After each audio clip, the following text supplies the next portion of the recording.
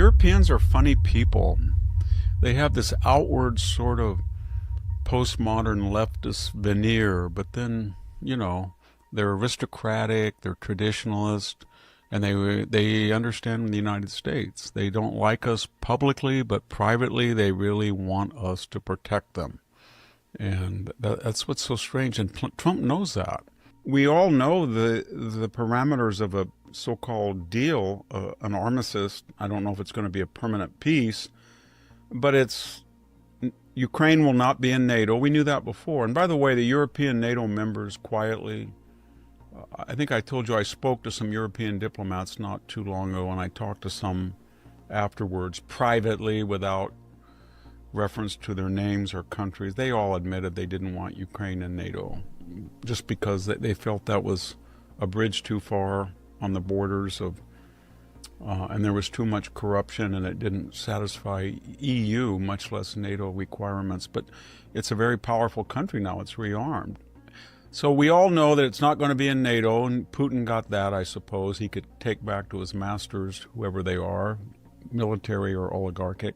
And then we know that we're not going to get back the Donbass and Crimea. They have a complex history, and you could make an argument that they were as Russian as Ukraine, if not more so.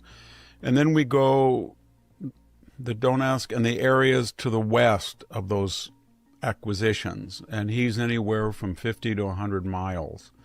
So the question is, how far to Kiev does he get to keep the stuff he stole? And if you reject that he should have any of it, which in a perfect world is reasonable, do they have the wherewithal to push him back? And they're on the defensive right now, again, and he's starting to grind them down, as Russia always does. After all, if we had a discussion and you talked to General Halder, the head of OKW, 11 days into Operation Barbarossa, around, I don't know, the 1st of July, he would have said, it's not an exaggeration to say that the war is over and we've conquered Russia in 11 days. And then he found himself freezing on December 7th outside Moscow at this first subway station, couldn't get any closer, and never did get any closer. So Russia does very poorly when it's on the offensive in other people's countries. It does very poorly at the outset, and then it grinds you down. And that's what's happening. So the question is, how much do you give him? And that's complicated because Zelensky rightly points out that it's in the constitution of the Ukrainians that no one can cede any territory to anyone without a referendum of the people. The people poll, I think 60% they want the war over, and they poll 60% they don't want to give up an inch. So we'll see, but they don't have the military wherewithal to push Russia much further back. And Russia, I think, believes that after 1 million casualties, and they were not able to take Kiev or absorb the country, and that the further west they get, the longer their supply lines, the more exposed they are, the shorter the Ukrainian supply lines are, interior lines. They feel that they want to consolidate and get as much as they can, but they're not going to get what they want. And that's what we're looking at. Where is the DMZ, the demilitarized zone? And Trump will try to, and the media, of course, hates Trump. If you look at what he's done lately, I'm not saying these are lasting pieces, but there's a deal between Cambodia and Thailand. There's a deal between Congo and Rwanda, Serbia and Kosovo, India and Pakistan, Armenia and Azerbaijan, and maybe Egypt and Ethiopia. So he's got 7 or 8 regional conflicts that are not flaring up. I don't say they're comprehensive peace settlements, but if he were to get this, then they might be. I mean, the Armenian president said he was worthy of a Nobel Peace Prize.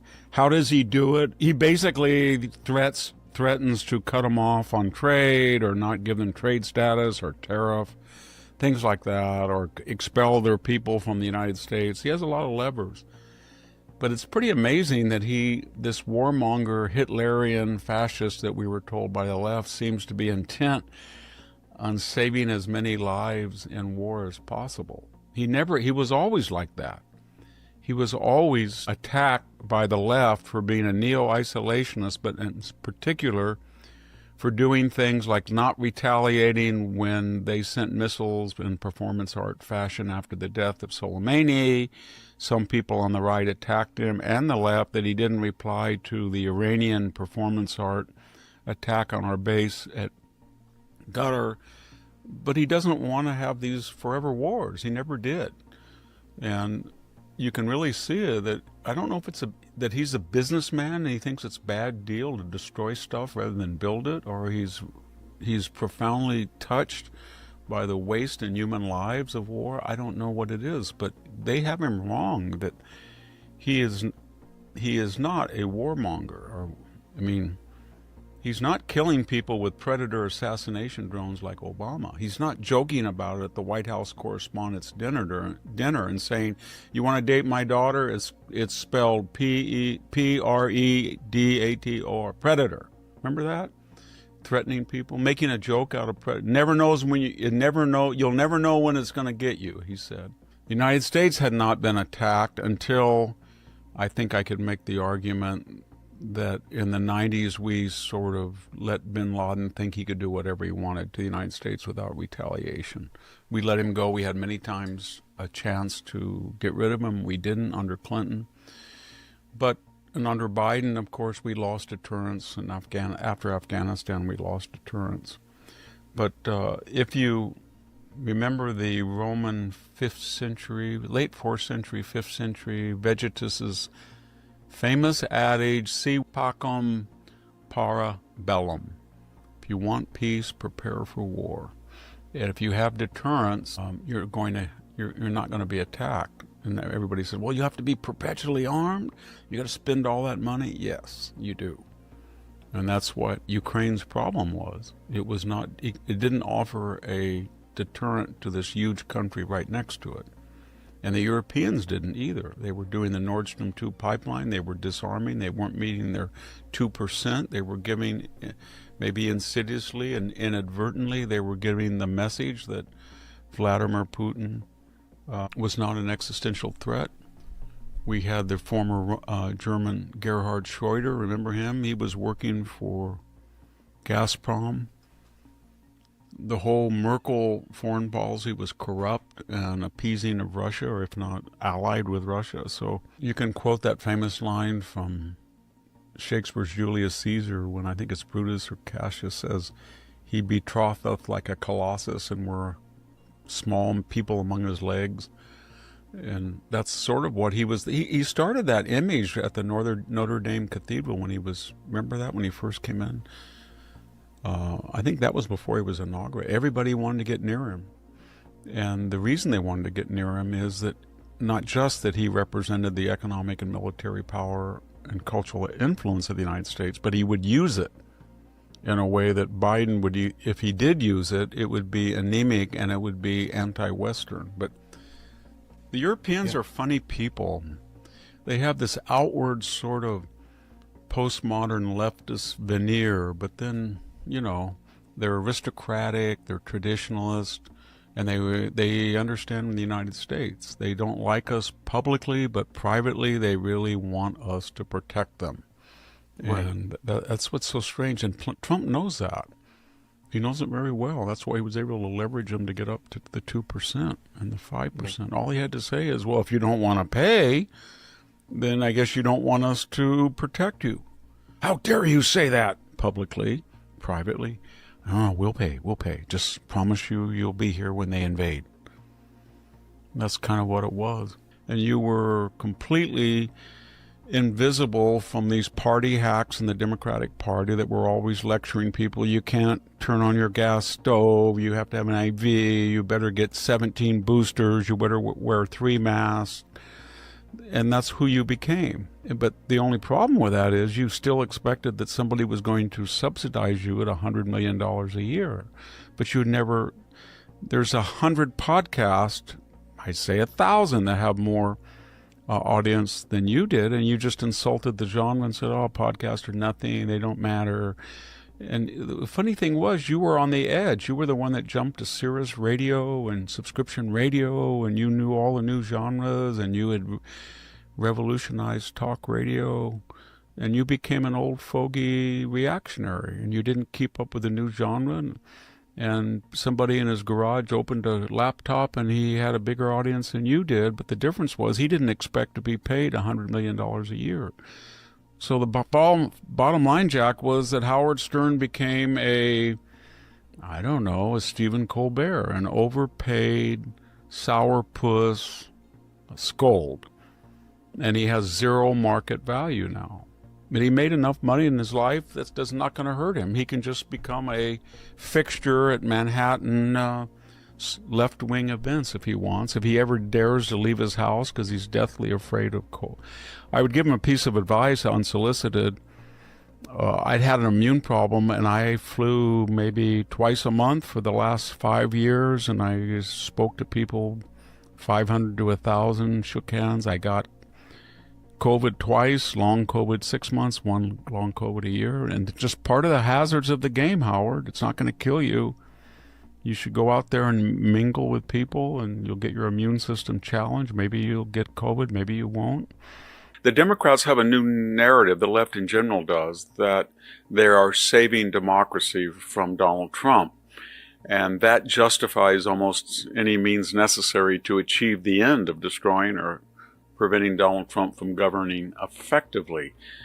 The problem with all of this is they are destroying democracy to destroy Donald Trump. What do I mean? One of the issues that they are agitating is the redistricting of congressional districts in Texas, in California now. And the general problem the left has is if you look at gerrymandering to make these jigsaw puzzle piece-like districts, the left is way ahead of the right. In other words, states that have proportions of 30 to 40 to 50% for Donald Trump do not have that level of representation in the Congress. And there's been sophisticated studies of gerrymandering, and it boils down to the Republicans are short some 6 to 10 seats in the House based on the proportion of the national vote they have received. The Democrats know that, but they're angry about the Texas reapportionment and gerrymandering, and their attitude is, we've already gerrymandered our states to the maximum, don't dare try to emulate us. James Carville said that they have to get tougher. That's the new mantra. Got to get tougher, got to get meaner. Cory Booker screams and yells and throws a fit about every 3 weeks in the Senate. Hakeem Jeffries picks up his baseball bat. There's usually a video with the squad or representatives using the word shit or the F word, kind of pornographic. Jasmine Crockett periodically calls Donald Trump names that can't be repeated on air. But you can see the anger. And now the new idea is that they haven't been tough enough. They have been too tough. There's been 3 great scandals in the 21st century. The first was the Russian collusion hoax that was prompted by Hillary Clinton and facilitated by the Obama administration on its way out, that almost destroyed the Trump campaign, sabotaged his transition, and ate up 22 months of his first 2 years. The second was the Biden FBI and CIA, but especially the CIA and the intelligence agencies, got 51 people, former intelligence authorities, to lie to the American people on the eve of the second debate to affect the 2020 election and claim falsely that Donald Trump was lying about the laptop of Hunter Biden, that it was fake, that it was a Russian production, and Donald Trump then was colluding again with the Russians. That was a complete lie. It was Hunter's laptop, we know, because the FBI had it in its possessions and authenticated. And finally, the great scandal that the Democratic Party and the obsequious media knew that Joe Biden was non compos mentis. He was not cognitively able to fulfill the office of the presidency, and they kept that from the American people until they could no longer keep it when he finally challenged Donald Trump to a debate and melted before our very eyes, sort of like the Wicked Witch and the Wizard of Oz. He melted into a non-entity. So my point is, if you look at the Democrats, they have staged 3 great scandals to try to destroy the Trump administration and, by extension, democracy. They impeached Donald Trump twice. No one's ever done that. They tried him as a private citizen. Nobody's ever done that. They raided his home in Mar-a-Lago. That is a terrible precedent for an ex-president. No one has ever done that. They tried to get him off the ballot in 25 states. No one had ever done that. There were 2 assassination attempts during the campaign. That had never happened before. They tried to debank him and make it impossible for Donald Trump to write a check, whether from Morgan Stanley or Bank of America or any bank. So my point is this: when James Carville says we're going to get tough, we're going to get really tough, and we're going to let in Puerto Rico and Washington, D.C. to get 4 senators, or we might have to pack the court to 13, Justice, I'm thinking, well, you always were going to do that. You were going to pack to 15. In fact, if you had not lost the House and Senate during the Biden administration, had you had a normal president that was in control of his mental and physical abilities, then you would have not only packed the court and not only, as you promised, let in 2 states, but in addition, you would have gotten rid of the Electoral College by the hook and crook of the National Voter Compact, and more importantly, you would have abolished the Senate. So the problem, James Carville and Democrats, is that you have sabotaged democracy, and you've done things that no one has ever done before to an oppositional candidate, presidential transition, and president. And now you're furious because you're on the 40% side of every issue that's dear to you, from the trans issue to the border issue to the crime issue to the Green New Deal issue to foreign policy. And you have no political power. You don't have the White House, you don't have the Congress, you don't have the Supreme Court. And your institutional power, the media, academia, the foundation, they are under assault. And so you're frustrated, and you've created this completely false narrative that you have to get tough, and you've been very Marcus of Queensberry rules-like. In fact, the opposite is true, everybody. You have been the most vicious and the most abject subverters of democracy, all for the short-term gain of destroying Donald Trump. And now that's boomeranging upon you, and you don't like to see it happen to you what you tried to do to Donald Trump. And there's a whole vocabulary cross-culturally for what is happening to you now. It's called payback is a blank, karma, boomerang, do unto others as you should do unto you, only eye for an eye, tooth for tooth. But this is called retribution, and it's fully earned for what you've done to democracy, as long as it's legal and it's necessary. You haven't been acting like John McCain and Mitt Romney. You haven't been playing by the Marcus of Queensberry rules. You people were always knife fighters. Do you remember what you have been doing? You keep saying, we're going to have to get mean to save democracy. No, you destroyed it. You impeached a president for the first time in history twice. First time in history, you tried him as a private citizen. First time in history, you tried to get a presidential candidate off the ballot in 25 states. You raided a ex-president's home to get 0.01% of his 14,000 documents classified, 102 classified documents. You debanked Melania Trump, Barron Trump, Donald Trump. You got Morgan Stanley. You got Bank of America to take away a person's ability to conduct commerce, to live, by stripping them of their bank accounts based entirely not on their criminal record, but on their political views. You did that, Mr. Left. You were the ones that coordinated 5 criminal civil suits. And I include E. Jean Carroll, who was bankrolled by Reid Hoffman in that ridiculous lawsuit. And Letitia James, the more we're learning about Letitia James, my gosh, she's up for targeting a political figure by distorting the law. That's ostensibly what they're going after. But she's got a lot more political exposure by filling out affidavits for a second home, mortgage affidavits for a second home in Virginia, in which, if she really did what she's accused of, it looks like she did do it. She tried to get a primary home designation for a second home so she could save on property taxes, save on the mortgage rate. She suggested that her father was, I guess, her husband or her companion in this pseudo primary residence, and then she didn't even think that as a elected official statewide in New York, you have to be a New York resident. Now she's on record that that was not her primary home in New York. They can get her for a lot. And here we learn that she went to the White House 3 times, supposedly for functions, but we don't know who she met.